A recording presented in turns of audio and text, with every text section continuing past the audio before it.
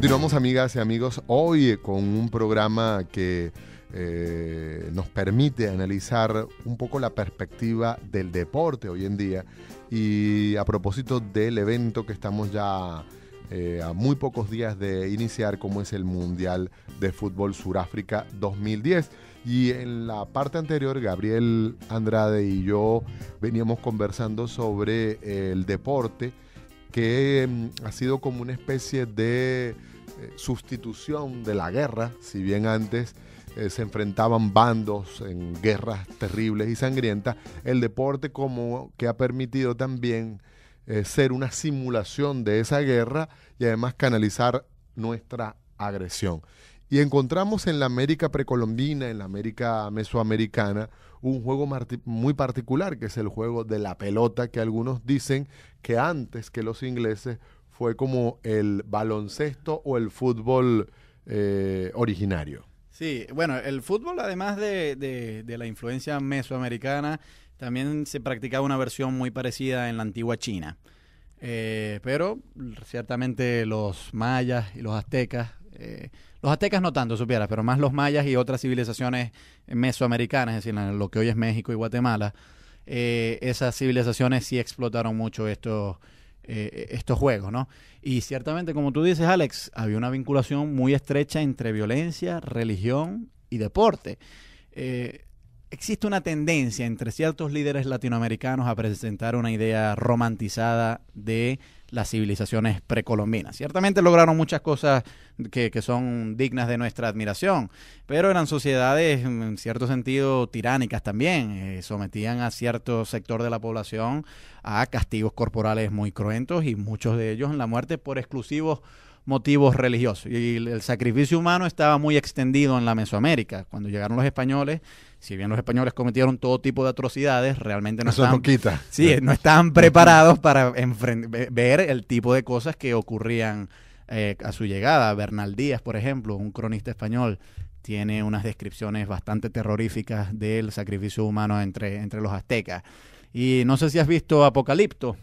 La película de Mel Gibson. Creo que te resultaría interesante porque además, se retrata este tema. Sí, se retrata el tema del sacrificio humano. En el caso de Apocalipto, no en la sociedad azteca, sino en la sociedad maya. Sí, unos grupos mayas.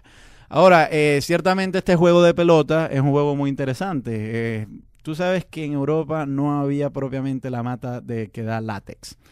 Y en cambio en México sí se cultivaba. Y el látex es un material que, como es muy elástico, permite que todo lo que esté hecho sobre la base del látex rebote mucho. Entonces los aztecas, los mayas, lograron concebir una pelota que rebotara mucho. Y los españoles se sorprendieron mucho con eso, porque ciertamente en la Edad Media había algo parecido al fútbol en Inglaterra, pero era una pelota de cuero muy pesada y muy lenta. Pero cuando los españoles llegaron a México, se sorprendieron de ver la facilidad con que la pelota rebotaba. Y el juego de ellos era más o menos parecido, no era tan parecido al fútbol, porque el fútbol se juega con el pie, sino que se emplean más bien los codos y la cintura.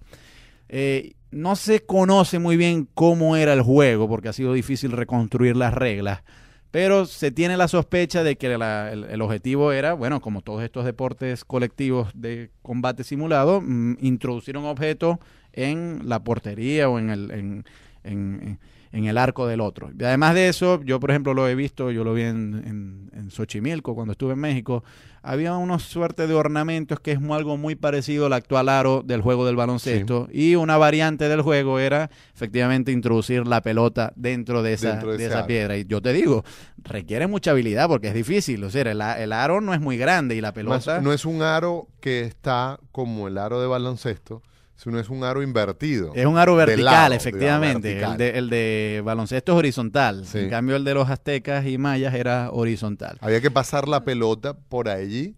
Era una cosa impresionante. Y difícil. Claro, pero el látex como rebota tanto... Como unas montañitas, es decir, con un perfil inclinado, y allí pegado a una pared, a un muro, estaba esos aros a ambos lados, y había que pasar por allí la pelota. Claro, y tú has dicho una cosa muy interesante, que es que este juego, muchas veces, por ejemplo, cuando aquí los muchachos salen a jugar futbolito, no lo asumen con el pleno ritualismo, con que la significación que sí tenía para estos pueblos. tenía una gran significación religiosa. Era, en primer lugar, una actividad hecha para buscar el placer, la complacencia de los dioses, y en la religión, no solamente la religión azteca, sino también la maya, el sacrificio humano jugaba un papel central. Por lo menos los aztecas tenían la creencia de que al entregar corazones humanos, eso alimentaría al dios del sol, que permitiría surgir todas las mañanas, ¿no? Es que acostarse además como un azteca, como un maya de aquel entonces, acostarse con la idea que el sol puede ser que no regrese, una lucha tremenda con seres del espacio y que probablemente al otro día no había amanecer, debía ser una cosa muy angustiante, tremenda, sí, mucha angustia. Mucha angustia, sí. Y claro, entonces el rito, pues en cierta medida es una respuesta a eso, ¿no? Tú has dicho algo interesante, el rito del fútbol, o sea, lo que ha venido a llamarse realmente el juego de pelota, así fue como los cronistas lo llamaron, los cronistas españoles. Tú sabes que, por ejemplo, el Estado azteca invadía estados vecinos para recopilar prisioneros exclusivamente para dedicarlos al sacrificio humano.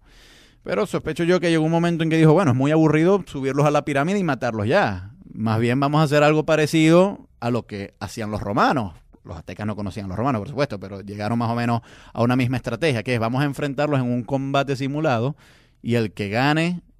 En ocasiones se sacrificaban a los que ganaran, pero era más común sacrificar a los que perdieran, precisamente para que tuvieran un incentivo para que las personas sobrevivieran.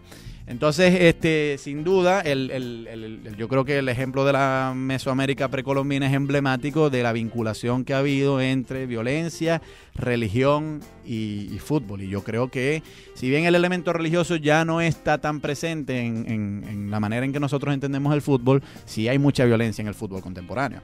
Así es, bueno, nosotros vamos a hacer de nuevo esta pausa, la relación que ha tenido siempre el tema del deporte con estos elementos que decía Gabriel. Vamos a hacer nuestra pausa y vamos a recordar también un tema musical, La Copa de la Vida, en este caso de Ricky Martin.